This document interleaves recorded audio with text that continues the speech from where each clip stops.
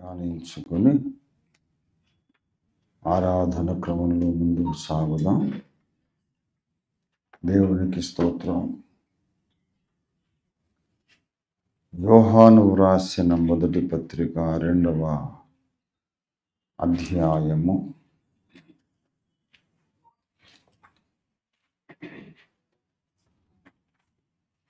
12వ వచనం మాత్రమే నేను చదువుతాను.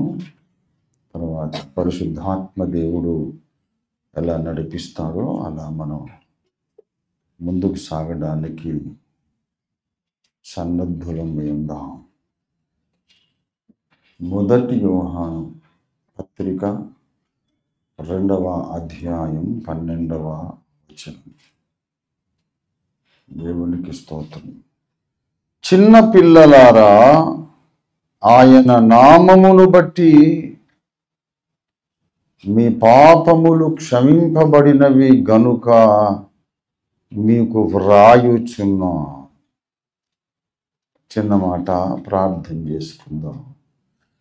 ప్రేమ కలిగిన మా మహాపరిశుద్ధ తండ్రి, మరలా ఒక్కసారి మేమందరము కలిసి నీ దివ్య సన్నిధానములు ఆత్మతోనూ సత్యముతోనూ మిమ్మల్ని స్తుతించి ఆరాధించుకునే మహాభాగ్యం మీరు మాకు అనుగ్రహించినందుకు నీకు స్తోత్రములు చెల్లిస్తున్నాం తండ్రి. మా మనోనేత్రాలు వెలిగించండి, తెరవండి. మాకు మీరు కనబడండి, అందరికీ కనబడండి, మాతో మాట్లాడండి, అందరితోనూ మాట్లాడండి. ఇంకా రావలసిన వారు, త్రోవలో ఉన్న వారిని మీరు త్వరపెట్టి సకాలములో క్షేమముగా తీసుకొని రండి ప్రభువా. ఈ దినమున మా ఆరాధన మీరు అంగీకరించి మీ అత్యున్నత ఆశీర్వాదములు మా అందరిపై కుంభవర్షంగా కుమ్మరించమని యేసయ్య అనంత శక్తియుత నామంలో స్తుతించి ప్రార్థిస్తున్నాము తండ్రి. ఆమేన్.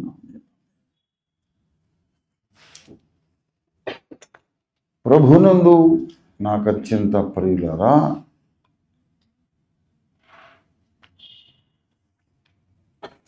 నేను మీకు వ్రాయడానికి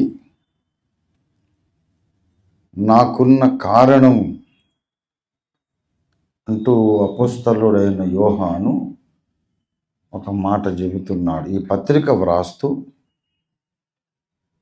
ఈ పత్రిక నేను ఎందుకు రాస్తున్నానంటే, ఈ విషయాలు మీకు ఎందుకు వ్రాస్తున్నానంటే అని చెబుతున్నాడు. ఎందుకు రాస్తున్నాడంటే,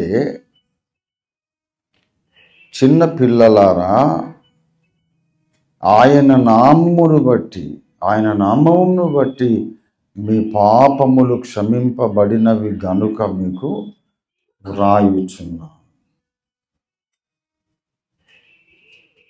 గనుక మీరు పాపక్షమాపణ పొందారు కాబట్టి నేను మీకు ఈ సంగతులు వ్రాయుచున్నా. బాగానే ఉంది. ఎందుకు రాస్తున్నాడో చెప్తున్నాడు. ఏమి రాస్తున్నాడు అనేది కూడా మనం ఆలోచించాల్సిన విషయం. అసలు రాస్తున్న విషయం ఏంటి అంటే, అంతకుముందు చాలా విషయాలు రాశాడు. 2:1 నా చిన్న పిల్లలారా, మీరు పాపము చెయ్యకుండుటకు ఈ సంగతులు మీకు వ్రాయుచున్నా. క్రైస్తవ జీవితంలో అతి ముఖ్యమైన సంగతి పాపము అని నీకు తెలిసినది, పాపము అని నీకు నీ మనస్సాక్షి చెబుతున్నది, పాపమని నీవు అనుకున్నది ఏది కూడా నీవు చేయడానికి వీల్లేదు. ఏదైనా ఇది తప్పు కదా అని నీ మనస్సాక్షి నీలో ఆందోళన పడుతుంది అనుకోండి, అది వెంటనే ఆపేసేయాలి. Stop it immediately. అది తప్పా కాదా అనే దానికంటే నీ మనస్సాక్షిని నువ్వు వయోలేట్ చేసావనేది పెద్ద క్రైమ్ అవుతుంది. It is a bigger crime to violate the conscience than to do any crime. నీకు తోచింది, నీకేం తెలుస్తోంది, నీ మనస్సాక్షి ఏం చెప్తోంది? మన మనస్సాక్షికి భయపడి మనం బ్రతకాలి, ఏ పనైనా చేయాలి. కాబట్టి పాపము చెయ్యకుండా వలెనని ఈ సంగతులను మీకు రాయిచున్నాను. ఇలాగ చెబుతూ చాలా విషయాలు చెబుతూ 4వ వచనములు, ఆయనను ఎరిగి ఉన్నానని చెప్పుకొనుచు ఆయన ఆజ్ఞలను గైకొనని వాడు అబద్ధికుడు. అంటే నాకు దేవుడు తెలుసు, నాకు నిజమైన దేవుడు తెలుసు, వేరే వాళ్ళకి తెలియదు కానీ నాకు తెలుసు అని చెప్పే ప్రతివాడు కూడా ఆ దేవుడు ఇచ్చిన ఆజ్ఞలను భక్తితో గైకొనాలి. ఎక్కడిచ్చాడు ఆయన ఆజ్ఞలు అంటే బైబిల్లో ఇచ్చాడు. బైబిల్ని చదువుకోవాలి, బైబిల్లో ఆయన చెప్పిన మాటలు అనుక్షణం నెరవేర్చాలి. రాసి ఉంటే ఉందిలే పర్లేదు, అన్నీ మనకి ఎక్కడ చేతనవుతాయి అని వాటిని పక్కకు త్రోసివేసి ఇష్టానుసారంగా చేయడానికి అవకాశం లేదు. ఒకసారి ఒక సందర్భంలో ఒక పాస్టర్ గారిని అడిగాను, బ్రదర్ ఇలా చేయడానికి బైబిల్ ఒప్పుకోదు కదా అని నేనంటే మృదువుగానే అడిగా. ఆయన నాకంటే పెద్దవాడు, కొంచెం 4 ఏళ్ళు పెద్దవాడు. ఇలా చేయడానికి బైబిల్ ఒప్పుకోదు కదా అని అంటే ఆయన అన్నాడు, షాకింగ్ స్టేట్మెంట్, ఊరుకోండి బ్రదర్, మనం అన్ని బైబిల్లో ఉన్నట్టే చేస్తున్నామా అని. మనం అన్నీ బైబిల్లో ఉన్నట్టే చేస్తున్నామా ఏంటి? ఇది కూడా మానేద్దాం, ఏముంది? మన అవకాశాలు, మన అనుకూలత మనం చూసుకోవాలి కానీ అన్నిట్లో మీరు ఇలా చేయొద్దు అలా చేయొద్దు అంటే అలా ఎలాగండి? పరిస్థితిని బట్టి మనం నడుచుకోవాలి అంటున్నాడు. He is a senior pastor. ఆ యాటిట్యూడ్ అనేది మనకు మంచిది కాదు, ఆ వైఖరి, మనోవైఖరి మంచిది. 1 కొరింథీ పత్రిక 4వ అధ్యాయంలో 6వ వచనం ఒకసారి మనం చదువుకున్నాం. సహోదరులారా,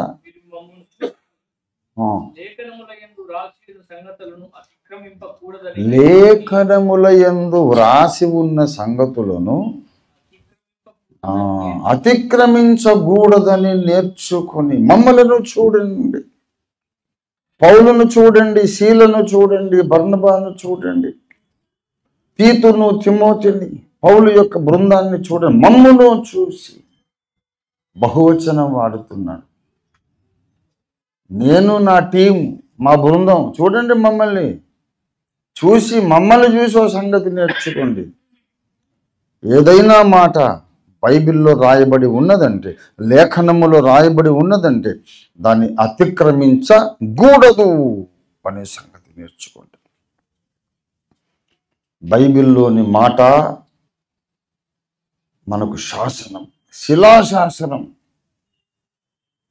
దాన్ని మనం అతిక్రమించడానికి వీలు లేదు.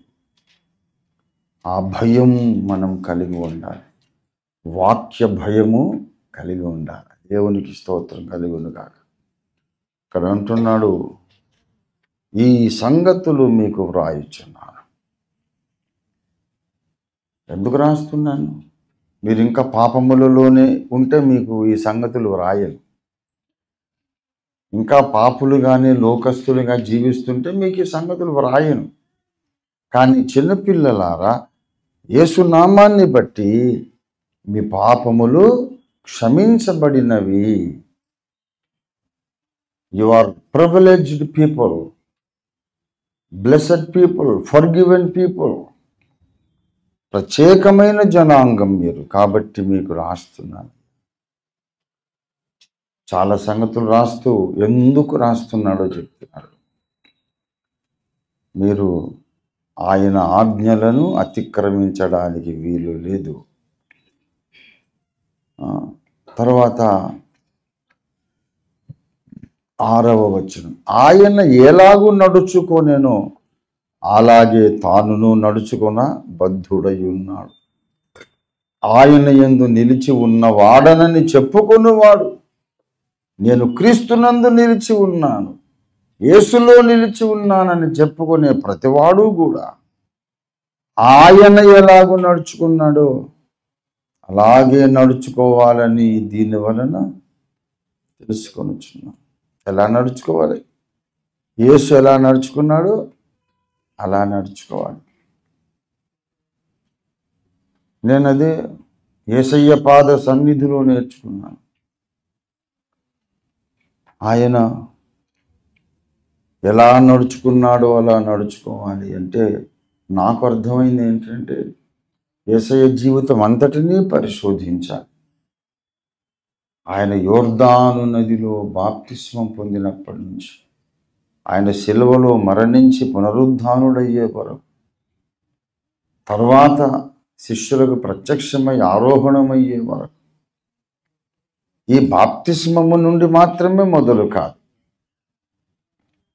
ఆయన అంతకు ముందు కూడా 12 ఏళ్ల ప్రాయములో యెరూషలేము దేవాలయములో కనబడి పరిసయ్యులతో ధర్మశాస్త్ర పండితులతో మాట్లాడినప్పుడు మొదలుకొని కూడా, ఇంకా అంతకన్నా ప్రారంభంలో పెద్దల దయలో, మనుషుల దయ, దేవుని దయలో ఎదిగినప్పుడు, బాలుడిగా ఉన్నప్పుడు తల్లిదండ్రులకు లోబడి జీవించిన ఆ దశలో ఆయన జీవితం అంతటినీ మనము చూడాలి. యేసులాగా ఉండాలి అంటే ఒక శిలువ మీద మాత్రమే చూస్తారు కొంతమంది.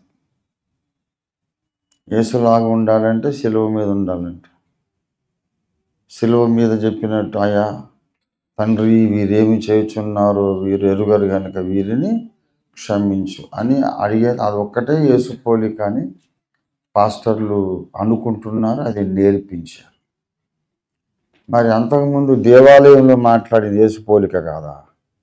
12 ఏళ్ల ప్రాయములో దేవాలయానికి వెళ్ళాడు ప్రశ్నలు అడగడానికి, యూదా మతాధికారులను ఆలోచింపజేయడానికి.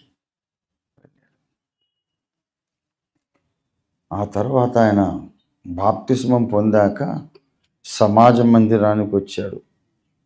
తన వాడుక చొప్పున అనేది అంటే ఆయనకు అలవాటు సినగోగ్ సమాజ మందిరానికి వెళ్ళడము ఆయనకు అలవాటు, లేఖనాలు చదవడము ఆయనకు అలవాటు. ఆయన సమాజ మందిరానికి వెళ్లకుండా ఉండడు. విశ్రాంతి దినం వచ్చిందంటే వెంటనే శుభ్రంగా స్నానం ఆచరించి తప్పకుండా సమాజ మందిరానికి వెళ్తాడు. అందరూ కూర్చుంటారు, ఆయన లేచి గ్రంథపు చుట్ట ఓపెన్ చేసి చదువుతాడు. This is his regular practice. లూకాసు వార్త ఆయన రెగ్యులర్ యూజువల్ ప్రాక్టీస్. లూకా 4వ అధ్యాయము 16వ వచనం, తాను పెరిగిన నజరేతునకు వచ్చెను. విశ్రాంతి దినమందు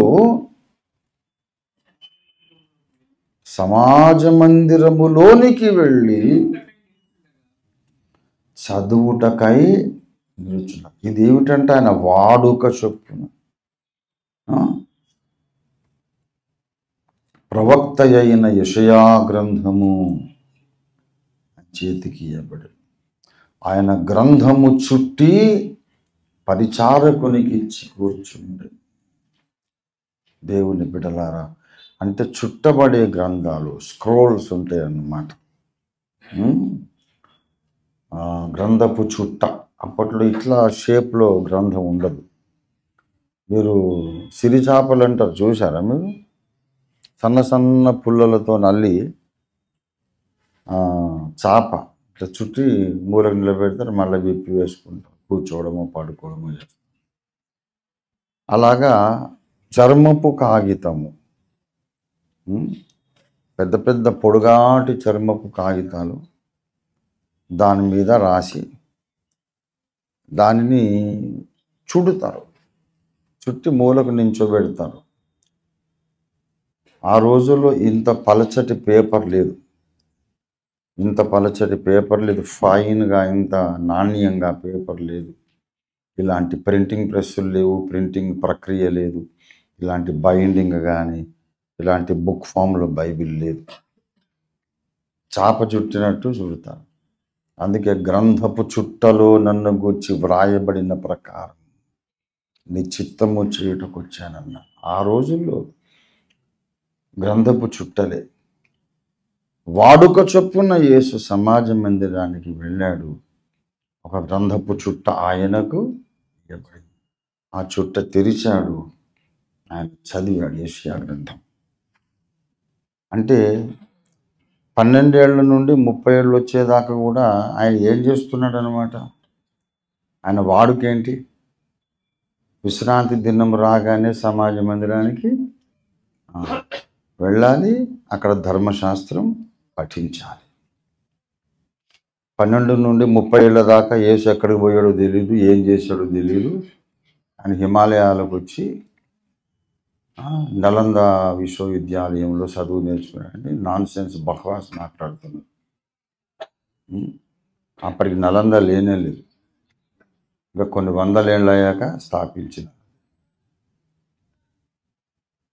యేసు ప్రభు వారు ఎక్కడికి వెళ్ళాడు, ఏం చేశాడు అనేది ఎవరికి తెలియని విషయమేం కాదు. అక్కడ వాళ్ళందరికీ తెలుసు. నజరేతులో తాను పెరిగిన నజరేతు 16 చూడండి, 4:16. ఎక్కడ పెరిగాడట? మరి ఇంకా తెలియకపోవడం ఏంటి? స్టూపిడ్ ఫెలోస్ కాదు.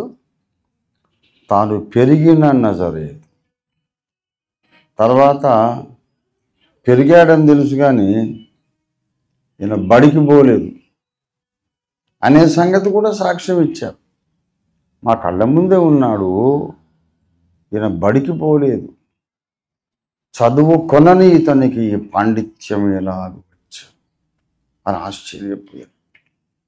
ఈయనకి ఎప్పుడు ఒకటే వాడుక, ప్రార్థన, తర్వాత లేఖనాలు చదవడం, చదివందరికీ వినిపించడం. అది యేసయ్య వాడుక. యేసులో నిలిచి ఉన్నాను అనే ప్రతివాడు కూడా ఆయన ఎలాగూ నడుచుకొనెను అలాగూ నడుచు. అంటే ఎక్కడి నుంచి మొదలు పెట్టాం మనం? ఆయన తల్లిదండ్రులకు లోబడి ఉన్నాడు. ఇంకా పెద్దల దయ, మనుషుల దయ, దేవుని దయలో ఆయన పెరిగాడు. వాడుక చొప్పున ఎప్పుడు సమాజ మందిరానికి వెళ్ళాడు, లేఖనాలు చదివి వినిపించాడు. విధేయుడు, చాలా వినయము కలిగిన వాడు, సజ్జనుడు, సహృదయుడు, అందరికీ తలలో నాలుక లాంటివాడు,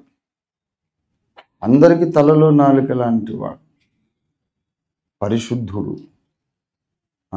నేను మీ అందరి మధ్యలో ఉన్నాను కదా, నా యందు పాపం ఉన్నదని మీలో ఎవడు స్థాపించునని అడిగితే ఎవడైనా ఒకటి అనాలి, ఏమో 12 ఏళ్ళప్పుడు గాయమైపోయి మాయమైపోయినావు, మళ్ళీ 30 ఏళ్ళప్పుడు ప్రత్యక్షమయ్యావు, ఎక్కడెక్కడ ఏమేం చేసుకోవచ్చో మాకేం తెలుసు అని అనవచ్చు కదా.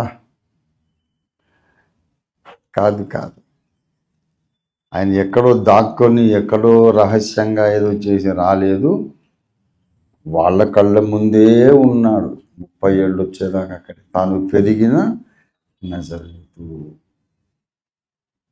ఆయన బడికి పోలేదు, ఆయన వడ్రంగి పని చేశాడు, తల్లిని, చెల్లెళ్ళను, తమ్ముళ్ళను పోషించుకున్నాడు. బాధ్యత కలిగిన అన్నయ్య, బాధ్యత గల మంచి కొడుకు యేసయ్య. అందుకే సిలువలో మరణ వేదన అనుభవిస్తూ కూడా ఆయనకు ఒక ఆలోచన వచ్చింది. చెల్లెళ్ళు, ఆడపిల్లలు పెళ్లి చేసుకొని వెళ్ళిపోతారు, తమ్ముళ్ళకి ఇంకా బాధ్యత తెలిసి రాలేదు, మరి ఎట్లా? అమ్మ ఎలాగా? నాన్నగారు చనిపోయారు, యోసేపు లేడప్పుడు. మరియమ్మ కంటే యోసేపు చాలా పెద్దవాడు.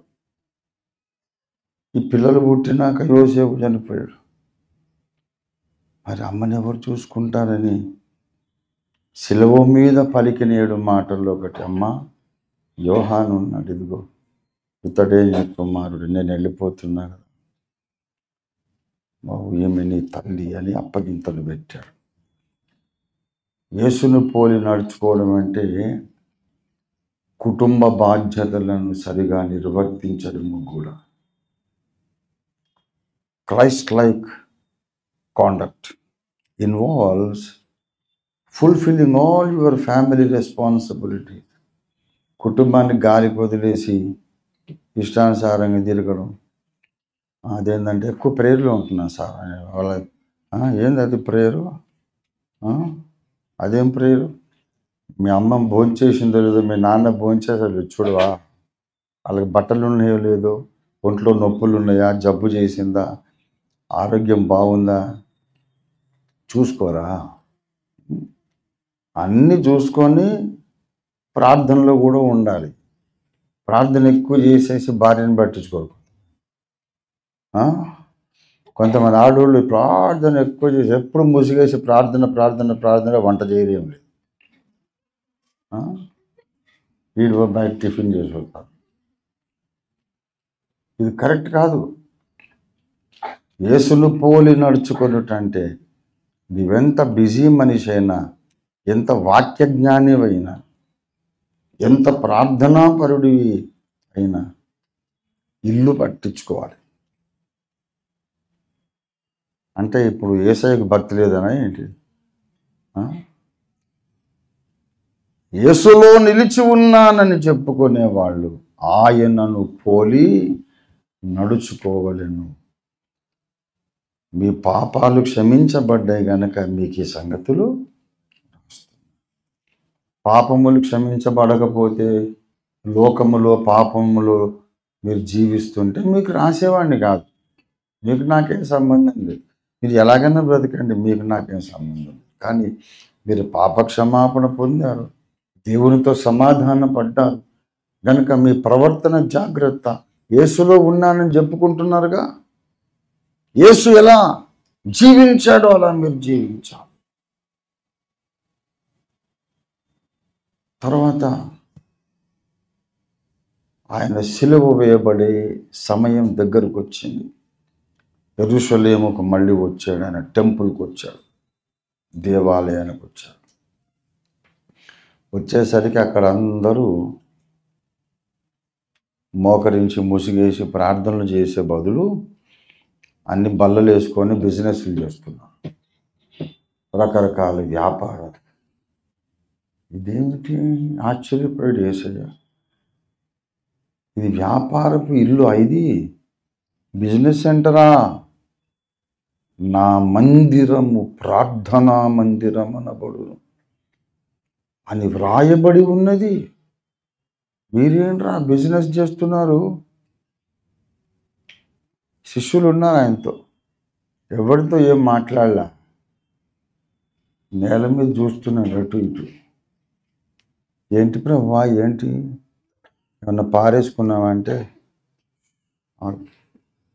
నేల మీద చూసి అక్కడో తాడు ముక్క, ఇక్కడో తాడు ముక్క, ఇక్కడ తాడు ముక్క ఏరుకొచ్చి కూర్చొని పేనాడు. ఆయన పేని తాడు తయారు చేశాడు, కొరడా తయారు చేసి అప్పుడు మొదలుపెట్టాడు తోమడం. నా మందిరము సమస్తమైన అన్యజనులకు ప్రార్థనా మందిరం అనబడునని వ్రాయబడి ఉన్నది, మీరు దాన్ని దొంగల గుహగా చేసితిరి, వ్యాపారపు ఇల్లుగా చేసితిరి అని చెప్పి బల్లలు పడద్రోసి ఆ పశువులను పౌరాలను వారిని వెళ్ళగొట్టేసి రూపాయల మూటలు ఉంటాయి అక్కడ, ఆ మూటలు వీటిలంతా నేల మీద చల్లేసి బీభత్సం చేశాడు. యేసులో ఉన్నవాడు ఈ పని కూడా అప్పుడప్పుడు చేస్తాడు. ఏమండి, యేసు పోలికంటే మనం కూడా ఒక ముళ్ళ కిరీటం పెట్టుకొని శిలువ మీద వేలాడి, ఎవడు ఏం చేస్తున్నా పర్లేదు, తండ్రి వీరు ఏం చేయించున్నారో వీరెరగారు, వీళ్ళని క్షమించు అంటా ఉండడం కాదు యేసు పోలిక. దేవుని మందిరములో వ్యాపారం చేస్తున్నప్పుడు తండ్రి వీరు ఏం చేస్తున్నారో వీళ్ళకి తెలియదు అనలేదే యేసయ్య అన్నాడా అనలేదు. అక్కడ వ్యాపారాన్ని మొత్తం విధ్వంసం చేసేసాడు. యేసు చేశాడా లేదా? ఏమండి, యేసు ప్రభు యొక్క పోలికంటే అది కూడా కలిసిందే యేసయ్య పోలిక అని నేను నేర్చుకున్నాను. దయచేసి యోహాను సువార్త 2వ అధ్యాయము 15. త్రాళ్లతో అంటే ఆయనకు అది కూడా వస్తుంది. ఆయన చేశాడు. అదే నేను చెప్పింది. కొరడాలు చేయించి అని లేదు, కొరడాలు తీసుకొని అని లేదు, ఆయన తయారు చేసి. అదే నేను చెప్పింది. ఎట్లా తయారు చేశాడు? అక్కడో తాడు ఇక్కడో తాడు ఏరుకొచ్చి పేని దాన్ని కొరడాలు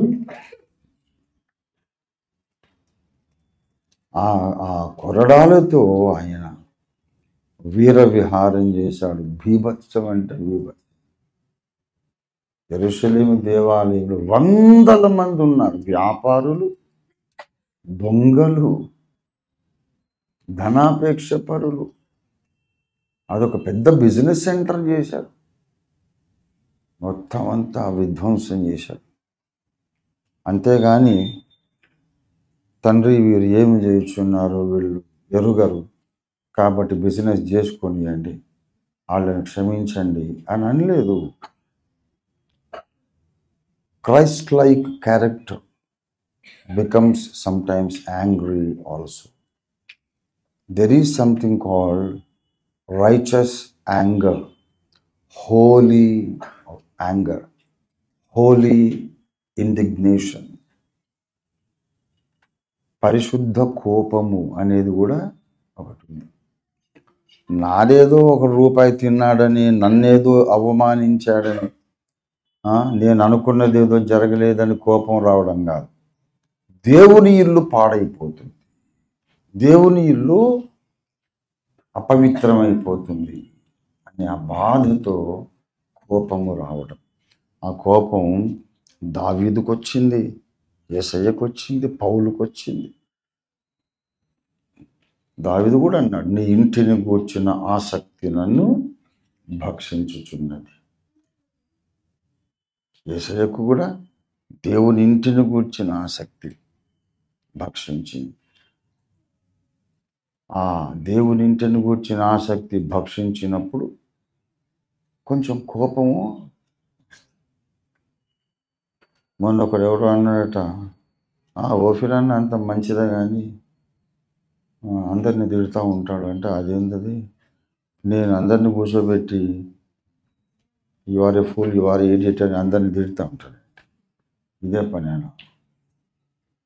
ఎవరైతే దేవుని కార్యక్రమాలకు అడ్డం వస్తారో, ఎవరైతే దేవుని సత్యాన్ని అడ్డగించి లాజిక్ లేకుండా అన్యాయమైన తర్కంతో, వితండ తర్కముతో అడ్డగిస్తారు, ఎవరైతే కావాలని మూర్ఖముగా వాదించి నేర్పు లేని మూఢుల వితర్కముతో సత్యాన్ని ఎదుర్కొనే ప్రయత్నం చేస్తారు, అబద్ధాలు మాట్లాడి ప్రచారం చేసి సిలువ సువార్తను మరుగు చేయాలని చూస్తారు, వాళ్ళ మీద నాకు కోపం వస్తుంది తప్పకుండా.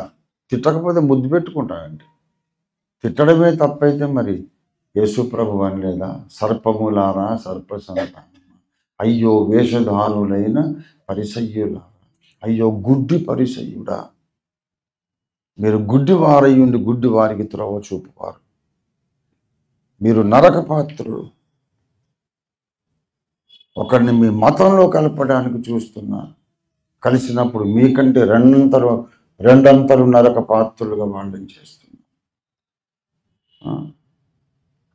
బాప్తిసమే యోహాను లేదు, సర్పములారా సర్పసంతానమా, యెషయా అనలేదు. ఎద్దు తన కామంది నెరుగును, గాడిద తన సొంత వాని దొడ్డి నెరుగును. ఇశ్రాయేలుకు తెలివి లేదు, పాపిష్టి జనం, అది యోచించరు. తిట్టలేదు. తిట్టకపోతే ఏలూరు శాస్త్రి గారు చెప్పేవారు, తిట్టే ప్రవక్త ఒకడు, కొట్టే ప్రవక్త ఒకడు, ఏడ్చే ప్రవక్త ఒకడు, రకరకాల ప్రవక్తలు ఉంటారు బైబిల్లో అని చెప్పాడు ఏలూరు శాస్త్రి గారు, టిఎస్ శాస్త్రి గారు. తిట్టే ప్రవక్త అంటే యెషయా, కొట్టే ప్రవక్త అంటే బెత్తం తీసుకొని రావాలా అన్నాడు పౌలు. ఏడ్చే ప్రవక్త అంటే ఇర్మియా. ప్రవక్త ఎలా చేయవచ్చు అంటే ఎలాగైనా చేస్తాడు సిచ్యువేషన్ బట్టి. దేవుని కార్యం ముందుకు సాగాలి, ఆటంకాలు తొలగిపోవాలి, దుష్టుడు భయపడాలి. అందుకొరకు ప్రవక్త ఏదన్నా చేస్తాడు. తిడతాడంటే నాకు పిచ్చి పట్టిందా, అందరినీ కూర్చోబెట్టి ఇప్పుడు మిమ్మల్ని తిరుగుతున్నాను నేను. ఎవడైనా వ్యర్థమైన మాటలతో దేవుని కార్యాన్ని పాడు చేసే ప్రయత్నం చేస్తే వాడికి కొంచెం చీవాట్లు పెట్టాల్సి వస్తుంది. యేసు ప్రభు వారి లాగా నడుచుకోవాలి అంటే ఆయన తిడితే నువ్వు తిడతావా, ఆయన కొడితే నువ్వు కొడతావా, నువ్వు మన దేవుడు అనుకుంటున్నావా అని మళ్ళా ఉల్టా లాజిక్ మాట్లాడుతావు. దేవుడు అనుకుంటున్నావా అని ఇప్పుడు అంటున్నావు. మరి నువ్వు దేవునిలాగా నడుచుకోవాలని నాకు చెప్పినప్పుడు అప్పుడు తెలియదా నేను దేవుని కాదని?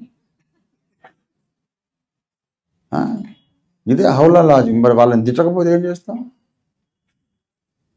యేసుని పోలి నడుచుకో అన్నప్పుడేమో నేను దేవుని కాదని వాడికి గుర్తు రాలేదు. పాపం వీడు దేవుడు కాదు కదా, యేసులాగా ఎట్లా నడుచుకుంటాడు అప్పుడు అనుకోవాలి కదా. అప్పుడేమో అమ్మ ఏడవకండి, అయ్యలారా ఏడవకండి, తండ్రి వీరేమి చేయుచున్నారో క్షమించండి అనేటప్పుడేమో నేను దేవుడినట. కొరడా చేసేటప్పుడు దేవుని కాదు. ఇది డబుల్ టంగ్డ్ యాటిట్యూడ్ కదా, 2 నాలుకల ధోరణి. అట్లాంటి పనికి మాలిన ఆలోచన విధానం ఉంటే మనం సత్కరిస్తవులంగా న్యాయపీఠం ముందు నిలబడలేదు. యేసులో ఉన్నాను, నిలిచి ఉన్నాను అని చెప్పుకునే ప్రతివాడు కూడా ఆయనలాగా నడుచుకోవాలని మీకు చెబుతున్నా. ఎందుకు చెబుతున్నాను చెప్పండి? మీ పాపములు క్షమించబడినవి కనుక. దేవునికి స్తోత్రం. మీరు మామూలు ప్రజలు కాదు. యేసునామాన్ని బట్టి మీరు పాపక్షమాపణ పొంది ఈ భూ ప్రజలందరిలోనూ ప్రత్యేకించబడ్డారు కనుక మీ ప్రవర్తన ప్రత్యేకంగా ఉండాలి, యేసులాగా ఉండాలి. లేఖనాల్లో రాయబడిన దాన్ని మీరు అతిక్రమించకూడదు. పాపమని వాక్యం చెప్పింది, మీకు తెలిసినది, మీ మనస్సాక్షి చెప్పింది, ఇది తప్పని మీకు అనిపించేది ఏది మీరు చేయడానికి వీల్లేదు. ఆయనలో ఉన్నారుగా, ఆయనలాగానే మీరు. ఇప్పుడు షర్ట్ లోపల ఈ హ్యాండ్ ఉంది, షర్ట్ లోపల హ్యాండ్, చెయ్యి ఊగితే హ్యాండ్ కూడా ఈ షర్ట్ కూడా ఊగుతుంది, అవును కదా? అంతగా యేసులో మమేకం అయిపోవాలి. యేసయ్య ఎప్పుడు కోపపడతాడో అప్పుడు నీకు కోపం రావాలి, ఆయన ఎప్పుడు ఆనందిస్తాడో అప్పుడు నీకు ఆనందం కలగాలి. యేసులో ఇన్వాల్వ్ అయిపోవాలి. యేసే నీ జీవము, యేసే నీ జీవితము, యేసే నీ భావోద్రేకాలు, ఆయనే నీ ఎమోషన్స్ అయిపోవాలి. నీకంటూ వేరే ఎమోషన్స్ ఉండటానికి వీల్లేదు, నీకంటూ వేరే లైఫ్ ఉండటానికి వీల్లేదు. యేసే నీలో జీవించాలి. ఎందుకంటే మీరు పాపక్షమాపణ పొందినవారు. ఒక్క మాట చెప్పి ముగించేస్తాను. ఇదిగో ఇందుకు రాస్తున్నా అని 3 సంగతులు చెప్పాడు. చిన్నపిల్లలారా, ఆయన నామమును బట్టి మీ పాపములు క్షమించబడినవి కనుక మీకు వ్రాస్తున్నాను. ఆ తర్వాత తండ్రులారా, ఆది నుండి ఉన్న వారిని మీరు ఎరిగి ఉన్నారు కనుక మీకు వ్రాయించున్నా. యవనస్తులారా, మీరు బలవంతులు, దుష్టుని జయించి ఉన్నారు. 13లో యవనస్తులారా మీరు దుష్టుని జయించి ఉన్నారు గనుక మీకు. ఇవన్నీ రాయడానికి ఉన్న కారణాలే చెబుతున్నాడు. Reasons to write these exhortations. ఈ హెచ్చరికలు రాయడానికి కారణం ఏంటంటే, పిల్లలారా మీరేమో పాప క్షమాపణ పొందారు, ఆ తర్వాత యవనస్తులారా మీరు బలవంతులు, దుష్టుని జయించారు కాబట్టి మీకు, అరే దుష్టుని జయించేశారు అన్నోళ్లకు కూడా ఏమని రాస్తున్నాడు? ఇవన్నీ రాస్తున్నాడు. లేఖనాల్లో రాసింది అతిక్రమించదు. దుష్టుని జయించిన వాళ్ళకి ఏం రాస్తున్నాడు? మీరు పాపము చెయ్యకుండా వలెనని. దుష్టుని జయించిన వాళ్ళకి ఏమని రాస్తున్నాడు? యేసులో నిలిచి ఉన్న మీరు యేసులాగా. ఆల్రెడీ వాడు జయించేశాడు అంటున్నావు కదా, ఆల్రెడీ దుష్టుని జయించేశాడు కదా, నువ్వే చెప్తున్నావు. మీరు జయించేశారు కాబట్టి మీకు రాస్తున్నా. ఏమని? మీరు పాపము చేయకుండా వలెను, మీరు యేసులాగా ఉండవలేను. ఇదేమిటి ఇలా రాస్తున్నావు? వాళ్ళకి అవసరమా? ఆల్రెడీ దుష్టుని జయించిన వాళ్ళకి అవసరమా ఇది అని అంటే, ఒక విషయం చెప్పి ముగించేస్తాను. బాలురకైనా యవనులకైనా తండ్రులకైనా, తండ్రులంటే ఆత్మలను సంపాదించేవారు, సువార్త ప్రకటించేవారు, అనేక మందిని రక్షణలోకి తెచ్చేవారు, అంటే తండ్రులు. చిన్నపిల్లలు నెక్స్ట్ సువార్త ప్రకటించి తండ్రులు అవుతారు. తర్వాత దుష్టుని జయించి బలవంతులై యవనస్తులైపోతారు. ఆత్మీయ జీవితంలో, ఆధ్యాత్మిక యాత్రలో, ఆధ్యాత్మిక జీవితంలో 3 దశలు. చిన్న బిడ్డ అనే దశ, తర్వాత తండ్రి అనే దశ, తర్వాత సాతానును జయించినటువంటి యవన ప్రాయం అనే దశ. భౌతికంగా మనకు అట్లా రాదు. ముందు యవన దశ వచ్చిన తర్వాత మనం తండ్రులమవుతాం కదా. బాల్యము, యవనము, తర్వాత మనం తండ్రులమవుతాం. ఆధ్యాత్మిక యాత్రలో అలా కాదు. ముందు బాల్యం, తర్వాత ఆత్మల సంపాదన, ఆ తర్వాత యవ్వన దశ. ఈ ముగ్గురికి రాస్తున్నాడు. కొత్తగా రక్షణ పొందిన వాళ్ళైనా మీకు ఇదే మాటలు రాస్తుంది. సువార్త ప్రకటించి ఆత్మలు సంపాదించి అనుభవం కలిగి ఉన్నా మీకు ఇదే హెచ్చరిక రాస్తుంది. ఆ దశ కూడా దాటుకొని మీరు సాతానుతో యుద్ధం చేసి జయించిన వాళ్ళైనా సరే మీకు అదే హెచ్చరిక రాస్తున్నాను. ఎందుకంటే ఈ ముగ్గురు కూడా తప్పు చేసే అవకాశం ఉంది. కొత్తగా రక్షణ పొందిన వాళ్ళు తప్పు చేసే అవకాశం ఉంది. సువార్త ప్రకటించి ఆత్మలను రక్షించి ఆత్మల బట్టే జాలరులైన వాళ్ళు కూడా తప్పు చేసే అవకాశం ఉంది.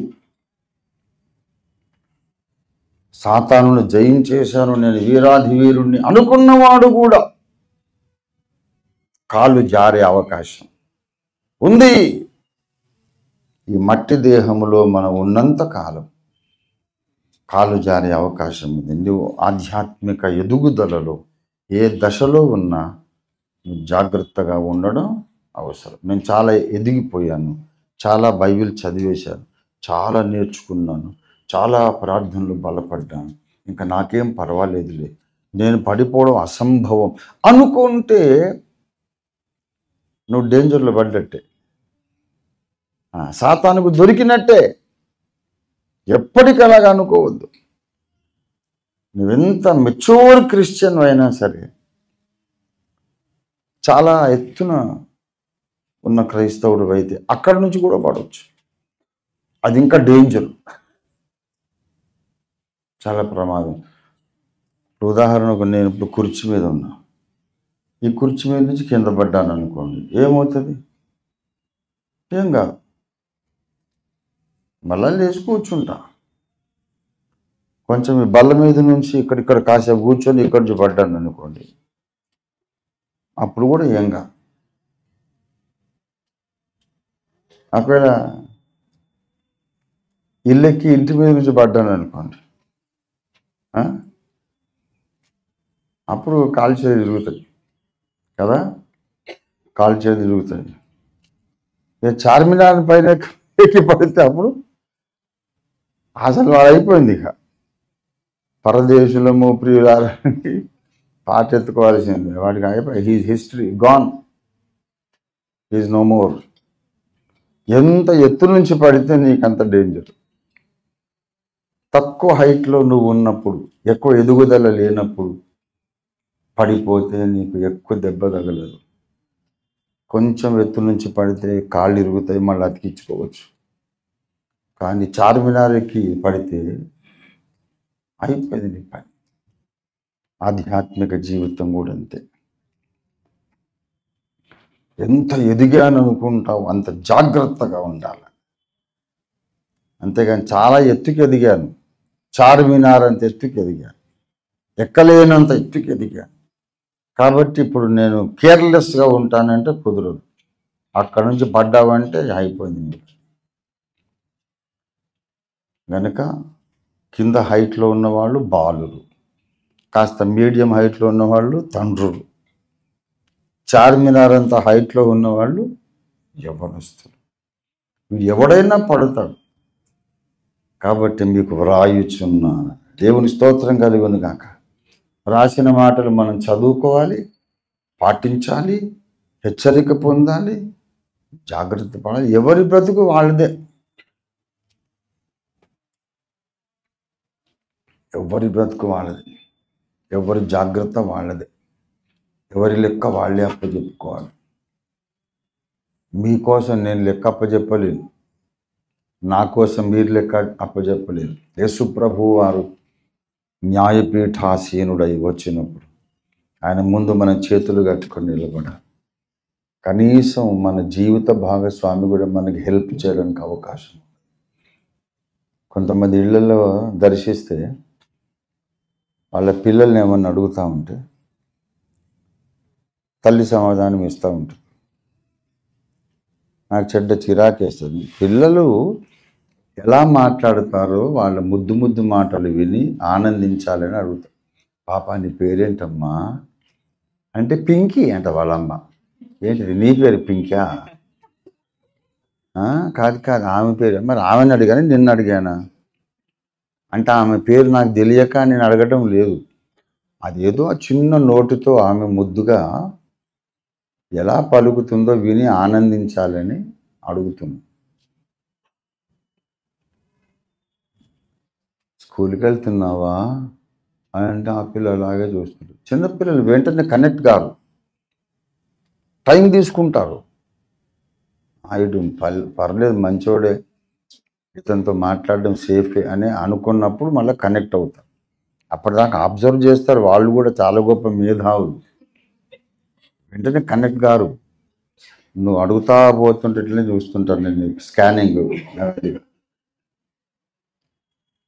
చేసుకో బిడ్డ, ఎంతనా స్కానింగ్ చేసుకో, నీకు నచ్చినప్పుడే జవాబు ఇయ్యని. అదొక చైల్డ్ సైకాలజీ. నేను మాట్లాడుతుంటే ఆ తల్లి సమాధానం ఇస్తాను. స్కూల్కి వెళ్తున్నావా అంటే వేసామండి, బళ్ళు వేసామండి, వెళ్తుందంటే. అరే నువ్వెందుకమ్మా మధ్యలో దూరుతున్నావు? ఏ క్లాస్ అమ్మా నువ్వు అని అంటే ఎల్కేజీ అని వాళ్ళ అమ్మ. నువ్వు ఎల్కేజీ చదువుతున్నావా? లేదు మా పాప అంటే. నేను పాపని అడిగాను నిన్ను అడిగాను. నువ్వు నోరు మూసుకో, అవతల పోసలు నిన్నెవడు మాట్లాడమన్నాడు. కొంతమందికి గమ్ముగా ఉండడం చాలా కష్టం. అంత పెద్ద బండరాయిని మోస్తారు కానీ సైలెంట్గా ఉండలేదు. చాలా కష్టం సైలెంట్గా ఉండడం అంటే. అబ్బో ఇక వాళ్ళకి టార్చరే. సైలెంట్గా ఉండమంటే అబ్బా ఎట్లుండాలి సార్, మౌనంగా ఎట్లుండాలి సార్, ఏదో వాగడం అలవాటు కదా ఎప్పుడు టరక్టర్ అవ్వని. సరే ఇక్కడేమో పిల్లల్ని అడిగితే తల్లి మాట్లాడితే, తల్లిని అడిగితే ఆమె భర్త మాట్లాడతాడు. విచిత్రం. కొందరు ఇలా అందరూ ఒకటేసారి మాట్లాడుతుంటారు. నలుగురు 4 వేరు వేరే సబ్జెక్ట్స్ ఏకకాలంలో మాట్లాడుతుంటారు. ఎవరిది వినాలని అర్థం కాదు నాకు. ఈమె వేరే సబ్జెక్ట్ మాట్లాడుతుంది, ఆమె వేరే సబ్జెక్ట్ మాట్లాడుతుంది, ఆమె వేరే సబ్జెక్ట్, ఆయన వేరే సబ్జెక్ట్. 4 ఆపకుండా ఒకటేసారి 4 టేప్ రికార్డర్లు మాట్లాడినట్టు. నాకు తిక్కరేది. నేను 5వ సబ్జెక్ట్ మాట్లాడు. అప్పుడు మొత్తం 5 నలుగురు నోరు మూస్తారు. ఇదేంటి సార్ మీరు కొత్త సబ్జెక్ట్, మరి అట్లే కావాలి మీకు. నా జోలికి వస్తారు మీరు 4 సబ్జెక్టులు మాట్లాడితే నేను పిచ్చోడిని కావాలి. ఇప్పుడు మీరు పిచ్చోళ్ళు కండి.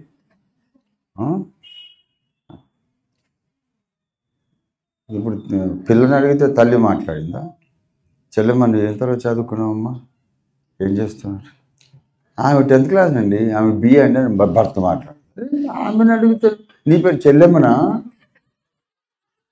ఎందుకై మధ్యలో దూరుతారు? ఎవళ్ళని అడిగితే వాళ్ళు మాట్లాడండి. భూమి మీద ఇట్లా న్యూసెన్స్ నడుస్తుంది, కానీ క్రీస్తు న్యాయపీఠం ముందు భార్యని అడిగాడు అనుకో, నీ ప్రార్థనా జీవితం ఎంత, నీ 24 గంటల్లో ప్రతిదినము నువ్వు గడిపిన ప్రార్థన గంటలేని, వాక్య ధ్యానపు గంటలేని, ఇరుగు పొరుగుతో అపవిత్రమైనటువంటి మాటలు మాట్లాడుతూ ముసలమ్మ ముచ్చటల్లో గడిపిన గంటలేని లెక్క తెచ్చండి అని అడిగితే భర్త పక్కకు పెట్టి, అంటే ఆవిడికి ఇంటి పనితో సరిపోయింది రండి, ప్రార్థనకు టైం వీడి మధ్యలో గుంజు గూబ మీద ఒక్కడు కొడతాడు. ఎవడరా నువ్వు, నీ లెక్క నువ్వు చెప్పుకో, నీ పెళ్ళాం లెక్క నువ్వు చెప్పడానికి వీల్లేదు. నిన్ను అడిగానా ఆమెను అడిగానా? భూమి మీద ఈ పిచ్చి పిచ్చి పనులన్నీ నడుస్తాయి, దేవుని ముందు నడవు. నీకు అవకాశం లేదు, నిన్ను పిలుస్తా, అప్పుడు నీ కథ ఏంటో చూస్తా, మూలకు నిలబడు. ప్రతి వాడు తన గురించి తానే లెక్క గొప్ప చెప్పు. అంటే నాకు గుర్తులేదు ప్రభావ, కొంచెం మా ఆవిడని నేను తోడు తెచ్చుకుంటాను. ఆవిడ లేదు, ఈవిడ లేదు, all alone you have to give an account. నేను కూడా నేను ప్రిపేర్ అయిపోతున్నాను, ఎన్నోసార్లు చెప్పాను, ఎప్పుడెప్పుడు ఏమేం చేశాను, అన్ని లెక్కలు రెడీ అయిపోతాయి. మీరు కూడా రెడీ కావాలి. ఎవరి టైం ఎప్పుడో తెలియదు. ఏదో రాత్రి ఎందుకు కనుక నిద్రపోవాలి, తెల్లారింది కనుక మేలుకోవాలి, ఆకలేదు కాబట్టి భోజనం చేయాలి, ఇట్లనే టైం గడిపోయి సాగు వచ్చింది కాబట్టి చచ్చిపోవాలి. పైకి పోయిన తర్వాత నెత్తి నోరు కొట్టుకోవాల్సి వస్తుంది. We have to be very careful. మనం దేవుని సన్నిధిలో నిలబడడానికి మనం సిద్ధపడాలి. దేవునికి స్తోత్రం కలుగును గాక. ఆయన ఏది కూడా వదిలిపెట్టడు, హృదయ రహస్యములన్నీ బయటికి తీస్తాడు. హృదయ రహస్యములు బయటికి తీస్తాడు. నీ చర్యలు, వాటికి కారణాలు, ఉద్దేశాలు, ఏం చేశావు, ఎందుకు చేశావు, ఎలాంటి పరిస్థితులు, ఎవ్రీథింగ్ విల్ కమ్ అవుట్. దానికి సిద్ధంగా ఉండాలి. కాబట్టి మీరు పిల్లలైనా మీకు హెచ్చరిక రాయాలి, మీరు ఆత్మలు సంపాదించే తండ్రులైనా మీకు హెచ్చరిక రాయాలి, మీరు దుష్టుని జయించేశాను అనుకున్నటువంటి బలవంతులైనా కూడా మీకు హెచ్చరిక. ముఖ్యంగా 2 సంగతులు చెప్పి ముగించేస్తాను. బాలురు తొట్టిల్లుతారు, నడవబోయి పడిపోరా? చిన్నపిల్లలు నడక నేర్చుకునేటప్పుడు పడిపోరా? పడిపోతారు. మళ్ళా వాళ్ళను మనం చేయబట్టుకొని పైకి లేపి మళ్ళీ నడిపిస్తాం. చిన్న పిల్లలుగా ఉన్నప్పుడు పడిపోవడం, నడవడం చేతగాక పడిపోతారు. కానీ యెషయా 40వ అధ్యాయం 30వ వచనంలో యవనస్తులు తప్పక తొట్టిల్లుదురు, అంటే ఆధ్యాత్మిక యవనస్తులు. దుష్టుని జయించేశాను, నాకేం తక్కువ అని విర్రవీగి వాళ్ళు కూడా తొట్టిల్లుతారు. ఎన్నో యుద్ధాలు చేశాను, సాతానుని గెలిచాను, దయ్యాలు వెళ్ళగొట్టేశాను, స్వస్థతలు చేశాను, మర్మాలు ప్రకటించాను, నాకన్నా జ్ఞాని లేడు, నాకన్నా ప్రార్థనా పరుడు లేడు, ఐఎమ్ ఏ విక్టోరియస్ క్రిస్టియన్ అనుకున్నాడు కూడా తప్పక తొట్టిల్లుతాడు.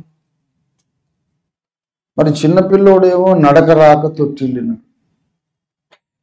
నడక రాక తడబడి పడ్డాడు. మరి వీడు యవనస్తుడు కండలు తిరిగిన వాడెట్లా పడ్డాడు అంటే అజాగ్రత్త వలన. చిన్నపిల్లలు నడక నేర్చుకోబోయి పడతారు కదా, మరి పెద్దోళ్ళు అయిన తర్వాత పడరా? చెప్పండి నాకు, పడరా? ఎవరు పడరా? ఎంతోమంది పడతారు. చీకట్లో చూసుకోకుండా నడిస్తే ఏదో తట్టుకొని పడతారు. కొంతమంది కాలు జారి పడతారు, ఒక గట్టు తట్టుకొని పడతారు. పడే అవకాశం ఉంది. ముసలోళ్ళు కూడా పడతారు. వృద్ధాప్యం ముందు బాత్రూమ్కి వెళ్ళి వచ్చి అక్కడ అప్పుడే బట్టలు ఉతికేసిన సబ్బు నీళ్ళు ఉంటే జర్రుమని జారిపడి తుంట్లు విరిగి తొడ ఎముకలు విరిగి ఫ్రాక్చర్లు బాధపడ్డోళ్ళు లేరా? పడిపోవడం ఏ వయస్సులోనైనా సాధ్యం. పడిపోవడం ఏ వయసులోనైనా. ఆధ్యాత్మిక జీవితంలో ఏ దశలోనైనా పడడం సాధ్యం. గనుక మీకు వ్రాయుచున్నా, పిల్లలైనా ఈ హెచ్చరిక తీసుకోండి. మీరు వృద్ధులైనా తండ్రులైనా అనేకాత్మలు సంపాదించిన వారైనా ఈ హెచ్చరిక మాట మీరు స్వీకరించండి. అన్ని జయించేసిన మహాభక్తుడిని, వీరాధి వీరుణ్ణి అనుకున్నా సరే ఈ హెచ్చరిక మాట మీరు స్వీకరించండి. లేఖనాలలో వ్రాయబడ్డ వాటిని మీరు అతిక్రమించు. ప్రతి దశలో యేసులాగా మీరు ప్రవర్తించడం నేర్చుకోండి. అక్కడున్న హెచ్చరికలన్నీ కూడా అన్వయించుకోవాలి. ఇక్కడ అనేక అద్భుతమైన సంగతులు చెప్పాడు. ఇక్కడ ప్రత్యేకంగా ప్రేమను గూర్చి చెప్పాడు. మొదటి యోహాను పత్రిక 2వ అధ్యాయము 10వ వచనం. తన సహోదరుని ప్రేమించువాడు వెలుగులో ఉన్నవాడు. 9లో చూడండి, వెలుగులో ఉన్నానని చెప్పుకొనుచు తన సహోదరుణ్ణి ద్వేషించువాడు ఇప్పటి వరకు చీకటిలోనే.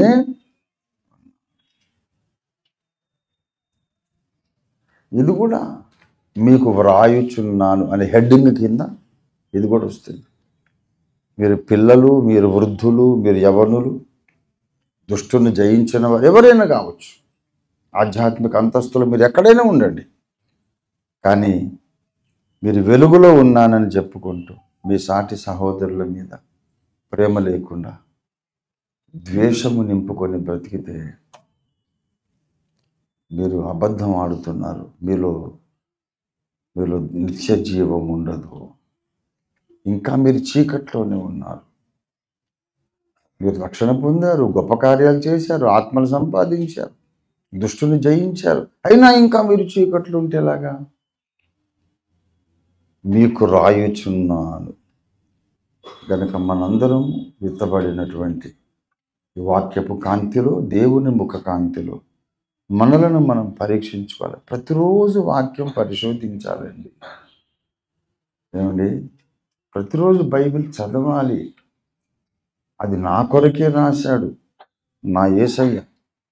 నేనే పరిశోధించాలి. ప్రతిరోజు ప్రత్యక్షత పొందాలని ఆశతో బైబిల్ చదవాలి.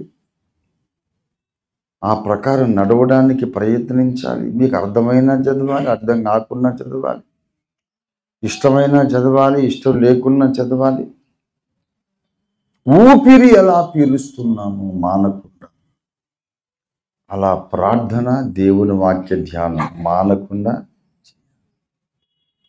నాడి కొట్టుకోవడం ఆగదు, ఆగిన రోజు నువ్వు చచ్చిపోతావు.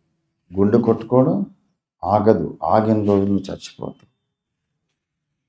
ముక్కులో నుంచి శ్వాస ఆడడం ఆగదు, ఆగిన రోజు నువ్వు చచ్చిపోతావు. అట్లాగే ఆధ్యాత్మిక జీవితానికి వాక్య ధ్యానము, ప్రార్థన ఆగకూడదు. ఆగిన రోజు నువ్వు ఆత్మీయంగా, ఆధ్యాత్మికంగా చచ్చిపోతావు. ప్రతిరోజు ఎప్పుడో ఆదివారం వచ్చి ఒక ప్రసంగం విని వెళ్ళిపోయి బైబిల్ మూలకు పారేసి వారమంతా బైబిల్ని ముట్టుకోకుండా మీ పనుల్లో మన పనుల్లో మనం బిజీగా ఉండి ఆదివారం రాగానే మళ్ళీ బైబిల్ దుమ్ము దులిపి మళ్ళా చర్చికి వచ్చేస్తే గొప్ప భక్తులు అని ఫీల్ అయిపోయి ప్రయోజనం లేదు. దివారాత్రములు ధర్మశాస్త్రమునందు ఆనందించుచు. దివారాత్రం అంటే నైట్ అండ్ డే, రాత్రి పగలు, రాత్రి పగలు, రాత్రి పగలు, రాత్రి పగలు ధ్యానము చేయువాడు ధన్యుడు. మొన్న ఒక సిస్టర్ అంటుంది, అన్న నేను ఎంతో దేవుని స్తుతించాను అన్నమాట. దేవుడు మీ లంగ్స్, మీ గుండెకాయ అవన్నీ వాక్యంతోనే చేసినట్టున్నాడు. God made your lungs and heart with the word. అంటే అంత నీలో జీర్ణం అయిపోయింది. ఇంకొక బ్రదర్ అన్నాడు, మామిడికాయ బద్ద ఊరి ఉప్పు కారం ఊరినట్టు ఊరిపోయావు బాగా. ఇప్పటికీ నాకు అలవాటు, ఏదన్నా కాస్త టైం దొరికితే బైబిల్ తీసి చూస్తూ ఉంటాను. ఒక 10 నిమిషాలు ఊరికే ఉండడం నాకు ఇష్టం లేదు. అంత విలువైన ధననిధి.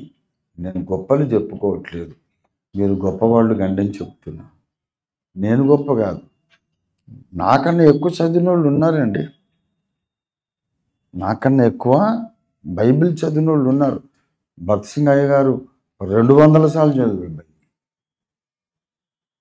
నేనేం పెద్ద గ్రేట్ కాదు. 125 సార్లు, ఇప్పుడు 135 సార్లు చదువుతున్నాను అనుకోండి, అది వేరే విషయం.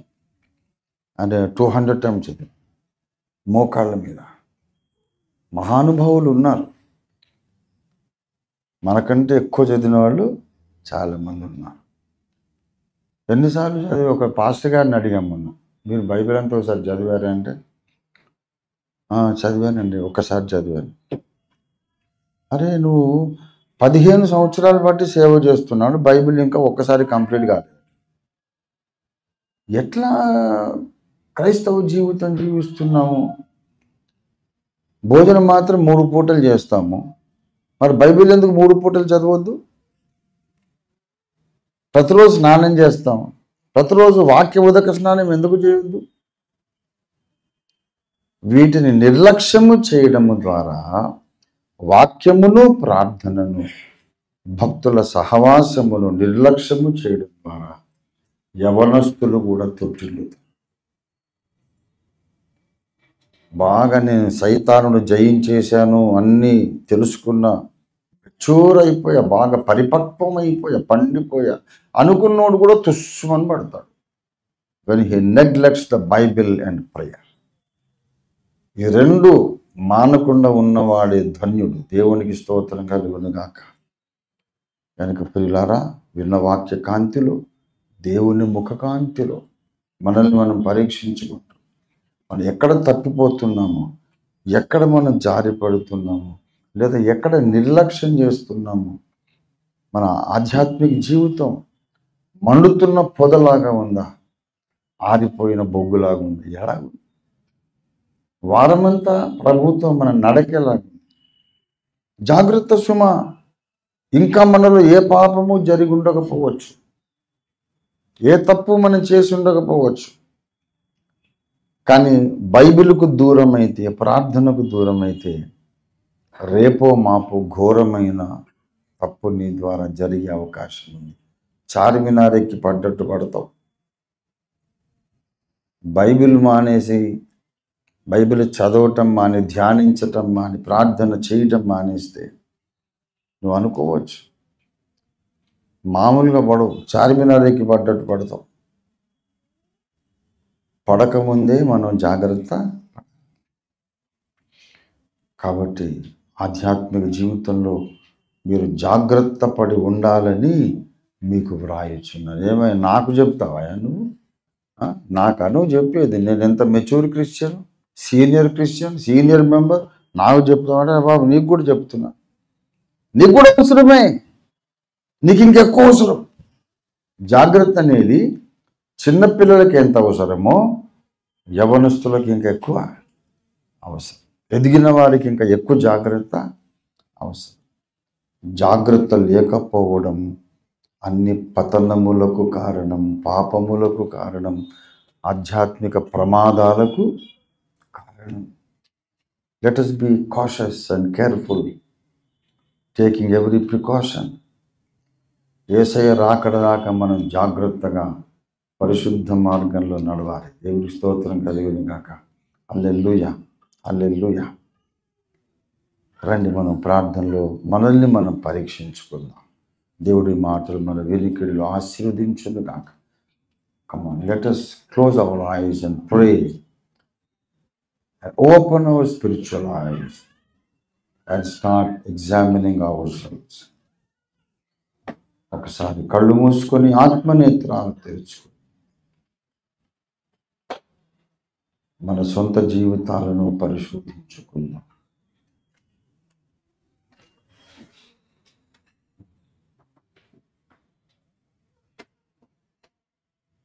ఆధ్యాత్మిక యాత్రలో నిర్లక్ష్య వైఖరి ఎప్పటికీ కుదరదు, ఎప్పటికీ పనికిరాదు. పర్వాలేదులే, నేను చాలా సీనియర్ బిలీవర్ అయిపోయాను కదా, ఏం పర్వాలేదు, నాకేం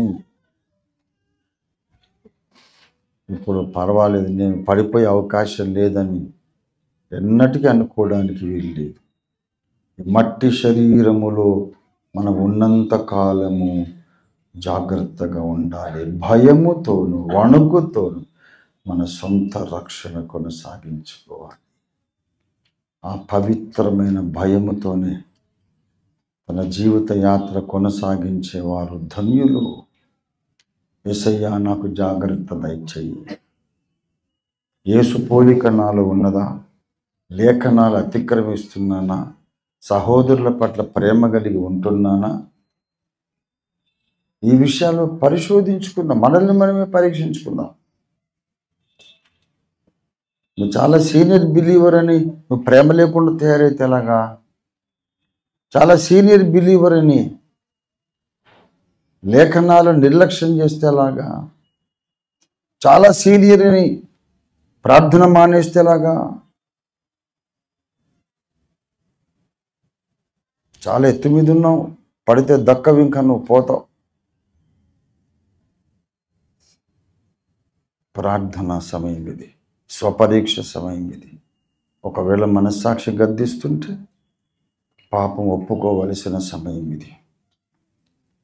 మనం నడిచి వచ్చిన జీవిత యాత్రలో ఏమైనా ఒకవేళ తప్పటడుగులు వేసి ఉంటే మన తప్పులు మనం ఒప్పుకుందాం. యేసయ్యా, నన్ను క్షమించు, నాకు జాగ్రత్త నేర్పు, అధిక పరిశుద్ధతలోనికి నన్ను నడిపించమని వేడుకుంటూ క్షమాపణ కొరకు కోరుకుంటూ కొంత సమయం మౌనముగా యేసు వైపు చూస్తూ ఆయన ముఖకాంతిలో మన హృదయాన్ని, మనం నడిచి వచ్చిన జీవిత యాత్రను ఒక్కసారి చూసుకుంటూ స్వపరీక్ష చేసుకుంటూ కొద్ది నిమిషాలు గడుపుదాం. ఇది ప్రార్థనా సమయం, ఒప్పుకోలు సమయం, ఇత్తడి గంగాళము దగ్గరికి వచ్చే సమయం, బలిపీఠం దగ్గర రక్త ప్రోక్షణ పొంది ఇత్తడి గంగాళం దగ్గర వాక్య ఉదక స్నానం పొందే సమయం.